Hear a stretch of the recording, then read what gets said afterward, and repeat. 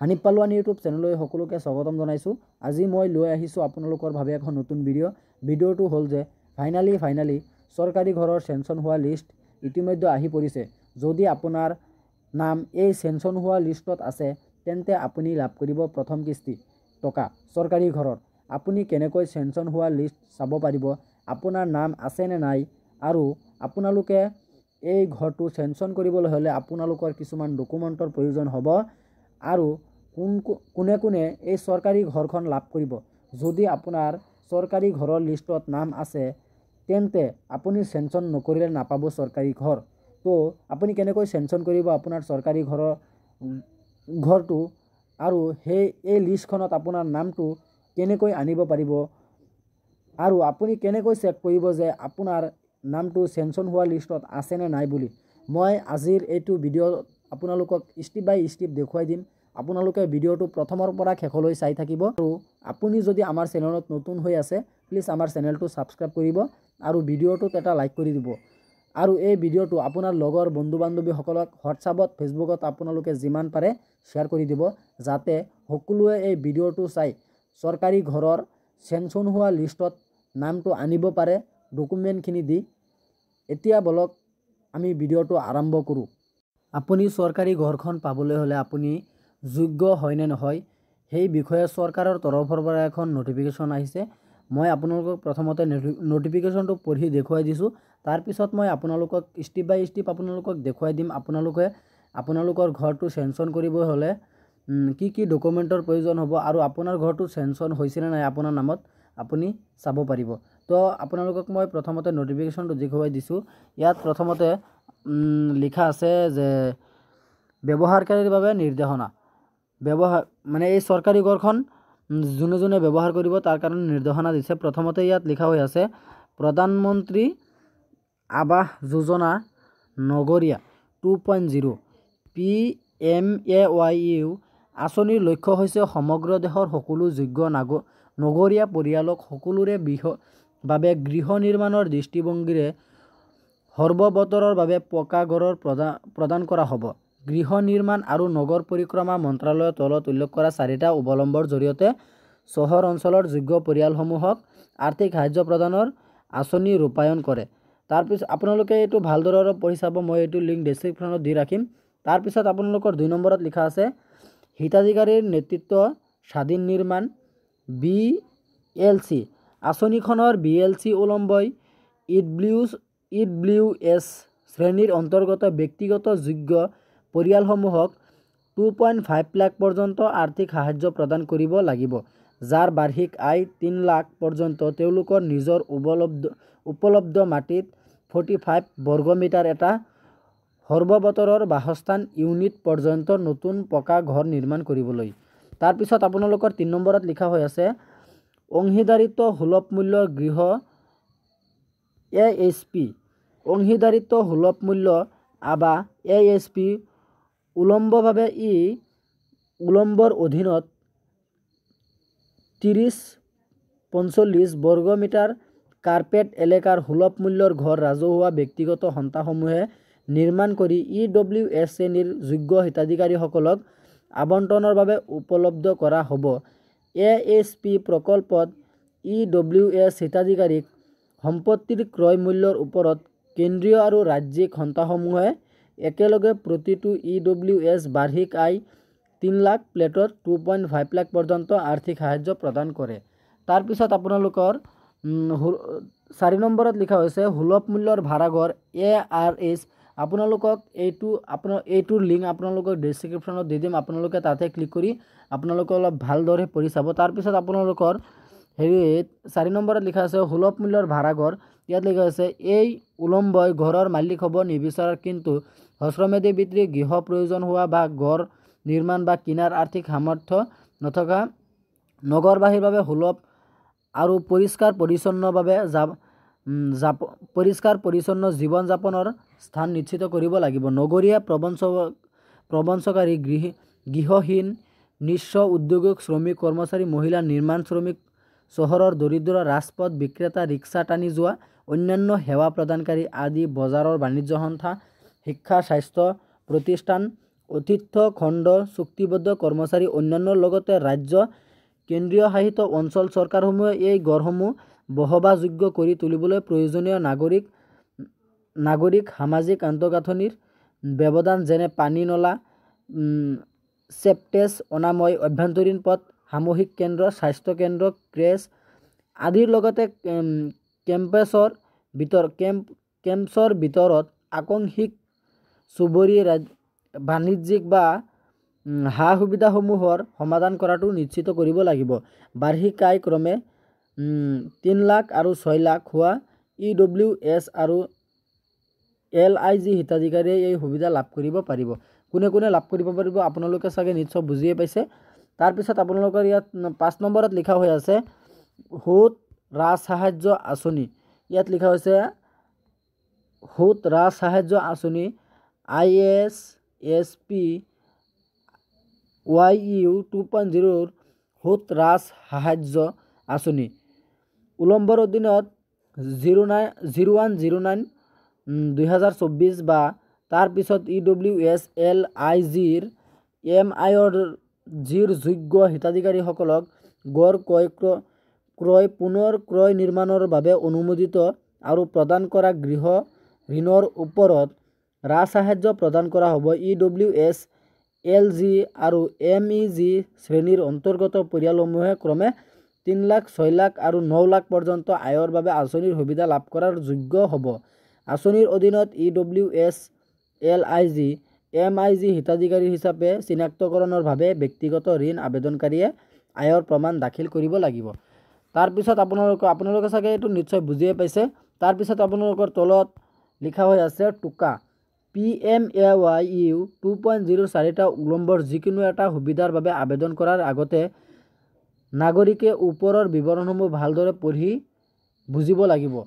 আপোনালোকে এইখন চৰকাৰী ঘৰটো লাভ কৰাৰ আগতে আপোনালোকে এই নটিফিকেশ্যনটো আপোনালোকে ভালদৰে পঢ়ি বুজিব লাগিব। এবাৰ এটা উলম্বৰ নিৰ্বাচন কৰিলে তেতিয়া ইয়াক পিছৰ পৰ্যায় সলনি কৰিব নোৱাৰিব। এটা ভুল কৰিলে আপোনালোকে পিছত শুধৰণি কৰিব নোৱাৰিব। আবেদনৰ প্ৰমাণপত্ৰ পূৰণ কৰিলে নাগৰিকে PMAYU 2.0 আঁচনিৰ সুবিধা লাভ কৰাৰ অধিকাৰ নাপাব। আপোনালোকে চাগে নিশ্চয় বুজি পাইছে। আপোনালোকে যদি এই চেনশ্যন নকৰে বা আপোনালোকৰ এই চেনশ্যন কৰিবলৈ যি প্ৰমাণপত্ৰৰ প্ৰয়োজন হ'ব আপোনালোকে যদি এইবিলাক নিদিয়ে তেনেহ'লে আপোনালোকে চৰকাৰী ঘৰটো নাপাব। কেন্দ্ৰীয় শাসিত অঞ্চল ULB CNC PLIৰ দ্বাৰা যোগ্যতা পৰীক্ষা কৰা নহয়। তাৰপিছত আপোনালোকৰ তলত স্ক্ৰল ডাউন কৰিলে আপোনালোকে দেখা পাব যে আগবাঢ়ি যাবলৈ ক্লিক কৰক। ইয়াত লিখা হৈ আছে। তাৰপিছত আপোনালোকে ইয়াত ক্লিক কৰিব। ইয়াত যেতিয়া আপোনালোকে ক্লিক কৰিব তেতিয়া ৱেবছাইটটো অলপ লোডিং হ'ব। লোডিং হোৱাৰ পিছত আপোনালোকৰ সন্মুখত এনেকুৱাকৈ ইণ্টাৰফেচটো অ'পেন হ'ব। এনেকুৱাকৈ ইণ্টাৰফেচটো অ'পেন হোৱাৰ পাছত আপোনালোকে তলফালে স্ক্ৰল ডাউন কৰিব। ইয়াত লিখা হৈ আছে আপোনালোকে যে আপোনালোকৰ ঘৰটো চেনশ্যন কৰিব। আপোনালোকৰ চেনশ্যন কৰিবলৈ হ'লে কি কি নথিপত্ৰৰ প্ৰয়োজন হ'ব বা আপোনালোকে এই চৰকাৰী ঘৰৰ কাৰণে এপ্লাই কৰিবলৈ যি নথিপত্ৰৰ প্ৰয়োজন হয় আপোনালোকৰ ছেম ডকুমেণ্ট এই চেনশ্যন কৰিবলৈ হ'লে আপোনালোকৰ ছেম ডকুমেণ্টৰ প্ৰয়োজন হ'ব। গতিকে আপোনালোকৰ প্ৰথমতে ওপৰত লিখা হৈ আছে নথিপত্ৰৰ প্ৰয়োজন। ইয়াত লিখা হৈ আছে নথিপত্ৰৰ প্ৰয়োজন। তাৰপিছত আপোনালোকৰ তলত লিখা হৈ আছে PMAY 2.0 আঁচনিৰ অধীনত আপোনাৰ দাবী জমা দিয়াৰ আগতে অনুগ্ৰহ কৰি নিশ্চিত কৰক যে আপোনাৰ ওচৰত তলত দিয়া নথিসমূহ সাজু আছে। আপোনালোকে এই ঘৰটো পোৱাৰ আগতে আপোনালোকে এই নথিসমূহ খুবেই দৰকাৰ। 1 নম্বৰত লিখা হৈ আছে আবেদনকাৰীৰ আধাৰৰ সবিশেষ, আধাৰ নম্বৰ, আধাৰ অনুযায়ী নাম, জন্ম তাৰিখ আপোনাৰ লাগিব। তাৰপিছত আপোনালোকৰ 2 নম্বৰত লিখা হৈছে পৰিয়ালৰ সদস্যৰ আধাৰ সবিশেষ, আধাৰ নম্বৰ, আধাৰ অনুযায়ী নাম, জন্ম তাৰিখ আপোনাৰ লাগিব। তাৰপিছত আপোনালোকৰ ইয়াত লিখা হৈ আছে 3 নম্বৰত আপোনাৰ আধাৰৰ সৈতে সংযুক্ত আবেদনকাৰীৰ সক্ৰিয় বেংক একাউণ্টৰ বিৱৰণ, একাউণ্ট নম্বৰ, বেংকৰ নাম, শাখা, IFSC কোড আপোনালোকৰ এইখিনি লাগিব। তাৰপিছত আপোনালোকৰ 4 নম্বৰত লিখা হৈ আছে আয়ৰ প্ৰমাণপত্ৰ। আমি যিটো কওঁ যে ইনকাম চাৰ্টিফিকেট বুলি কওঁ আমাৰ ভাষাত, কেৱল PDF ফাইল আকাৰৰ 100 KB ভিতৰত লাগিব। তাৰপিছত আপোনালোকৰ 5 নম্বৰত লিখা হৈছে 5 নম্বৰত আপোনাৰ লিখা হৈ আছে ভূমিৰ নথি BLC উলম্বৰ ক্ষেত্ৰত কেৱল PDF ফাইল আকাৰৰ 1 MB লৈকে আপোনালোকে দিব পাৰিব। আপোনালোকে চাগে নিশ্চয় বুজিয়ে পাইছে আপোনালোকৰ কি ডকুমেণ্টৰ প্ৰয়োজন হ'ব আপোনালোকৰ চৰকাৰী ঘৰটো পাবলৈ হ'লে। তাৰপিছত আপোনালোকক মই দেখুৱাই দিছোঁ আপোনালোকৰ চৰকাৰী ঘৰটো আপোনালোকৰ চেঞ্চন হৈছে নে নাই বুলি। এতিয়া বলক আমি দেখুৱাই দিওঁ। আপোনালোকে চেঞ্চন হোৱা এই লিষ্টখন মোৰ হোৱাটছআপ চেনেলত আপোনালোকে পাই যাব। ডেছক্ৰিপশ্যনত লিংক থাকিব, আপোনালোকে তাতে ক্লিক কৰি হোৱাটছআপ চেনেলত জইন হৈ আপোনালোকে চাব পাৰিব যে কোনখন ষ্টেটত মানে কিমানখন মানে চেঞ্চন কৰা হৈছে ঘৰ। তো আপোনালোকে প্ৰথমতে ইয়াত চাব যে লিখা হৈ আছে state UT west and district west details of houses sanctioned ground and complete delivered to the beneficiary under PMAYU লিখা হৈ আছে। গতিকে আপোনালোকে ইয়াত প্ৰথমতে আপোনালোকৰ চাব যে প্ৰথমতে ইয়াত লিখা হৈ আছে অন্ধ্ৰপ্ৰদেশ বুলি লিখা আছে। প্ৰথম ষ্টেটটো আছে অন্ধ্ৰপ্ৰদেশ। গতিকে আমি আমাৰ অসমৰটো আমাৰ চাব লাগে আসাম যিটো লিখা হৈ আছে। প্ৰথমতে লিখা আছে অন্ধ্ৰপ্ৰদেশৰ অৰুণাচল প্ৰদেশ 2 নম্বৰত লিখা হৈ আছে। তাৰপিছত আপোনালোকৰ ইয়াত 3 নম্বৰত লিখা হৈ আছে আসাম বুলি লিখা হৈ আছে। গতিকে আপোনালোকৰ চৰকাৰী ঘৰৰ চেঞ্চন হোৱা লিষ্টখন ইতিমধ্যে আহি পৰিছে। কেনেকৈ আহি পৰিছে আপোনালোকৰ প্ৰথমতে ষ্টেটৰ মানে কোনখন ষ্টেটত আৰু মানে মই ধৰিছোঁ আমাৰ অসমৰ ষ্টেটত মানে কিমান ডিষ্ট্ৰিক্টত মানে চেঞ্চন হৈছে ঘৰটো। মানে ধৰি লওক এটা এক্সাম্পল দিছোঁ যে যোৰহাটত মানে কিমানজনৰ ঘৰটো মানে চেঞ্চন হৈছে। ডাইৰেক্টলি এনেকৈ কোৱা নাই যে চৰকাৰে এনেকৈ কোৱা নাই যে ব্লকত কিমান ঘৰ আহিছে কিমান চেঞ্চন হৈছে বা গাঁৱত কিমান আহিছে কিমান চেঞ্চন হৈছে এনেকৈ কোৱা নাই। মানে অসম ডিষ্ট্ৰিক্টত অসম ষ্টেটত আমাৰ ষ্টেটখনত আসাম ষ্টেটখনত মানে কিমান জিলাত মানে আপোনাৰ চৰকাৰী ঘৰটো মানে চেঞ্চন হৈছে, কোন জিলাত চেঞ্চন হৈছে আৰু কোন জিলাত কিমানটা ঘৰ মানে চেঞ্চন হৈছে সেইটো মানে হেৰি কৰিছে মানে লিষ্টখন আহি পৰিছে। গতিকে আপোনালোকে চিন্তা কৰিব নালাগে। আপোনালোকে চেঞ্চন কৰিবলৈ আপোনালোকৰ ডকুমেণ্টখিনি আপোনালোকে আপলোড কৰিব। আপলোড কৰাৰ পিছত আপোনালোকৰ চেঞ্চন হৈ যাব। গতিকে এতিয়াও আপোনাৰ পঞ্চায়তত মানে অহা নাই বা ব্লকত মানে আপোনাৰ ঘৰটো চেঞ্চন হৈ অহা নাই। গতিকে আপোনালোকে ইয়াত চাব পাৰিব। প্ৰথমতে অসমত লিখা আছে কোকৰাঝাৰ বুলি লিখা আছে। কোকৰাঝাৰত আপোনাৰ আছে 5593টা ওপৰত লিখা আছে হাউচেছ চেঞ্চন। ইয়াত লিখা হৈ আছে হাউচেছ চেঞ্চন নং কিমানটা মানে ঘৰ হৈছে চেঞ্চন হৈছে ওপৰত লিখা হৈ আছে। তাৰপিছত লিখা হৈ আছে হাউচ গ্ৰাউণ্ড অফ কনষ্ট্ৰাকশ্যন। তাৰপিছত লিখা হৈছে হাউচ কমপ্লিট।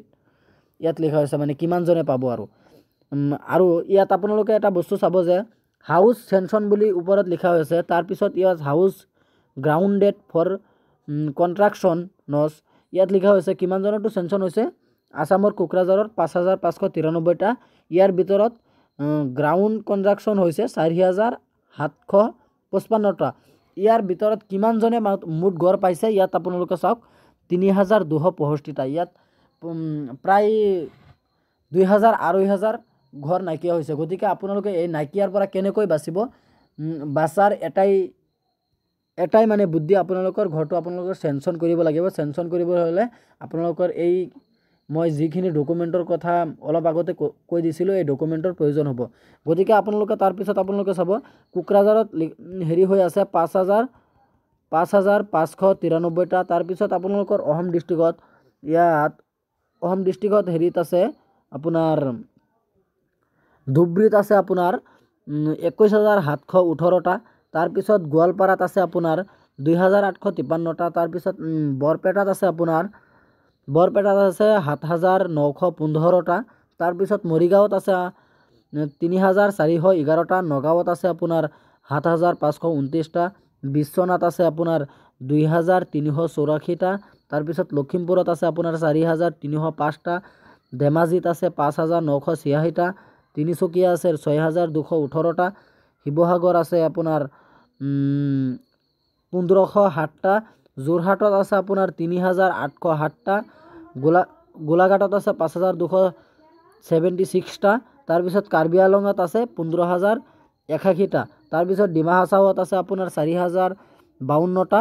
আপোনালোকে চাগে নিশ্চয় বুজিয়ে পাইছে আৰু আপোনালোকে যদি আপোনাৰ ডিষ্ট্ৰিক্টটো মানে ইয়াত হেৰি হোৱা নাই, আপোনাৰ ডিষ্ট্ৰিক্টটো আপোনাৰ তলত চাব, ইয়াত বহুতখিনি কোন কোন কোকৰাঝাৰ, ধুবুৰী, গোৱালপাৰা, বৰপেটা, মৰিগাঁও, নগাঁও, বিশ্বনাথ, লখিমপুৰ, ধেমাজি, তিনিচুকীয়া, শিৱসাগৰ, যোৰহাট, গোলাঘাট, কাৰ্বি আংলং, ডিমা হাছাও, কাছাৰ, কৰিমগঞ্জ, হাইলাকান্দি, বঙাইগাঁও, চিৰাং, নলবাৰী, বাক্সা, দৰং, ওদালগুৰি, মানে গোটেইখিনি ডিষ্ট্ৰিক্টৰ নাম ইয়াত আহি পৰিছে। আপোনালোকে কিমান ডিষ্ট্ৰিক্ট আছে ইয়াত? 32টা ডিষ্ট্ৰিক্ট আছে। এই 32টা ডিষ্ট্ৰিক্টৰ আপোনাৰ নাম আহি গৈছে আৰু কিমানজনৰ ঘৰ চেঞ্চন হৈছে আৰু কিমানজনে চেঞ্চনৰ পৰা কমপ্লিট কৰিছে ঘৰ আৰু কিমানজনৰটো পেণ্ডিঙত পৰি আছে আপোনালোকক মই দেখুৱাই দিছোঁ।